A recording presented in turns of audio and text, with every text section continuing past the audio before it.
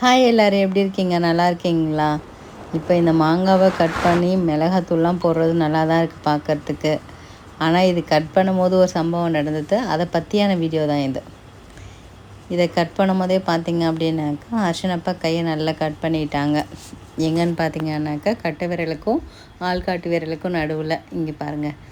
இது வந்து நல்லா டீப்பாக வந்து கட் ஆகிருக்கு. ப்ளட்டே வந்து ஸ்டாப் ஆகலை. இப்போ நாங்கள் ஐஸ் க்யூப் வச்சுட்டு கொஞ்சம் செக் பண்ணி பார்த்தோம். சரி, தையல் எதனாவது போடணுமா, இல்லை ஸ்டிச்சிங் இல்லாமல் வேறு எதனாவது ஒரு சில விஷயங்கள் பண்ணால் சரியாக போயிடுமா அப்படின்ட்டு ஒரு டபுள் மைண்ட்லேயே தான் யோசித்தோம்.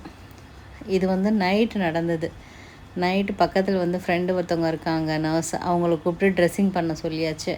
அவங்க எப்படி பண்ணாங்களோ ஃபாலோ த சேம் ப்ரொசீஜர் நானுமே வந்து அடுத்த நாள் காலையிலையும் பண்ணிகிட்ருக்கேன். அதை தான் இப்போ ஒரு வீடியோ எடுத்திருக்கேன். இது எதுக்காக இந்த வீடியோன்னு பார்த்தீங்க அப்படின்னாக்கா, ஒரு சில பேர் வீடியோவை பார்த்துட்டு திட்டலாம், எதுக்கு இதை காமிச்சிட்ருக்கீங்கிற மாதிரி. இது வந்து ஹர்ஷனப்பாவுக்காக இந்த வீடியோ. இது வந்து ஒரு ரிவெஞ்ச் வீடியோன்னு வச்சுக்கோங்களேன். ஏன்னாக்கா இந்த ஒரு சின்ன புண்ணுக்கு வந்து தாங்கிக்கவே முடியல. அவங்களுக்கு பயங்கரமான சத்தம், கத்துறாங்க, துடைக்கும் போதெல்லாம் கத்துறாங்க. அப்போது உனக்கு வந்தா ரத்தம், எனக்கு வந்தா தக்காளி சட்னா முட்டிக்கிட்டு மோதிக்கிட்டு ரத்த கையாளிக்கிற அந்த ஒரு விஷயத்துக்காக தான் இந்த வீடியோவை நான் இப்போ வந்து எடுத்துகிட்ருக்கேன். அதுவும் இல்லாமல் ட்ரெஸ்ஸிங் பண்ணதுக்கப்புறம் லாஸ்ட் இந்த ஊண்டு வந்து எப்படி கிளியர் ஆகிட்டு இருக்குங்கிற ஃபோட்டோ வந்து இதில் ஆட் பண்ணியிருக்கேன். அதையும் பாருங்கள். ட்ரெஸ்ஸிங் வந்து ஹாஸ்பிட்டலில் கூப்பிட்டு போய் பண்ணலாம் அப்படிங்கிற அளவு தான் இருந்தது. நானே பார்த்திங்க அப்படின்னாக்கா 2 டேஸ்க்கு ஒன்ஸ் நானே பண்ணிவிட்டு ஃபுல்லாகவே கிளியர் பண்ணியாச்சு. இப்படி ஒட்டி தான் இருந்தது. நான் தான் ஓப்பன் பண்ணி பார்த்துட்டே இருப்பேன், உள்ளே ஒட்டிடுச்சா இல்லை ஓப்பனாக இருக்கா அப்படின்ட்டு.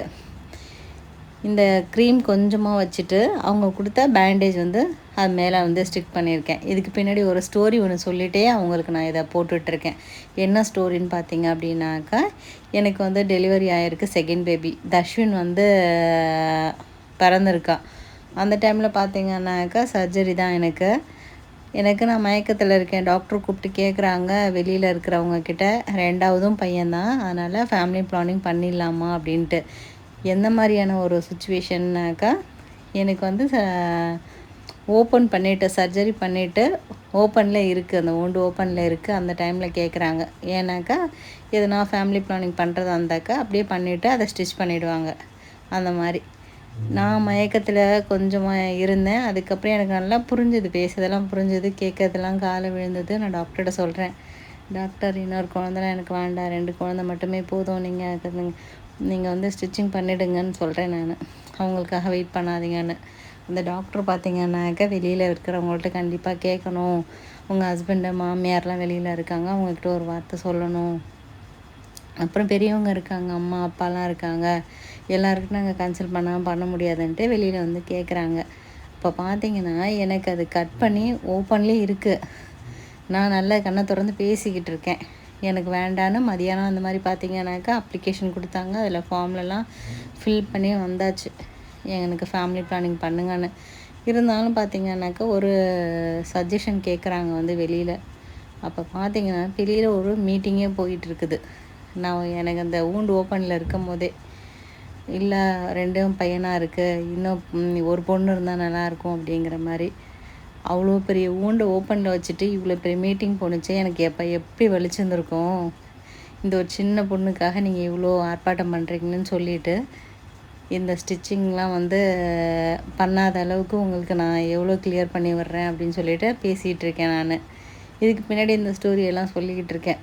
அது வந்து மயக்க ஊசி போட்டு பண்ணாங்க, இது வந்து டேரெக்டாகவே இப்படி பண்ணுறதுனால எவ்வளோ வலி தெரியுமா அப்படிங்கிற மாதிரியெல்லாம் பேசிகிட்டு இருந்தோம். இந்த வீடியோ பார்த்திங்க அப்படின்னாக்கா எனக்கு டெலீட் பண்ணவும் முடியல. எனக்கு நிறைய விஷயங்கள் இதை வச்சு நான் பேசிகிட்டு இருந்தேன்னா, அதனால் இந்த வீடியோவை இப்போ நான் அப்லோட் பண்ணுறேன். இது ஹர்ஷனப்பாவுக்காக மட்டும்தான். இந்த ட்ரெஸ்ஸிங் முடிஞ்சதுக்கப்புறம் இந்த wound எவ்வளோ கிளியர் ஆகிடுச்சு பாருங்களேன். அதையும் உங்களுக்கு நான் இதில் ஆட் பண்ணுறேன் ஃபோட்டோவை. அப்படின்னு பார்த்தீங்க அப்படின்னாக்கா, தஷ்வின் விளாண்டுட்டு பால் எங்கே கேட்ச் பண்ணிவிட்டு இந்த லிட்டில் ஃபிங்கரும் ரிங் ஃபிங்கரும் பார்த்திங்கன்னாக்கா ஸ்வெல்லிங்கில் இருக்குது. அவனுக்கும் பார்த்திங்கன்னா ஒரு க்ரிப் பேண்டேஜ் போட்டு படுக்க வச்சாச்சு. இப்போ அந்த wound எவ்வளோ அழகாக கிளியராக இருக்குது பாருங்கள். அதுக்கப்புறம் இதுக்கு வந்து டிடி இன்ஜெக்ஷன் கண்டிப்பாக செகண்ட் டேவே போட்டுட்டேன், அதை சொல்ல மறந்துட்டேன். ஓகே, அடுத்த வீடியோவில் பார்க்கலாமா?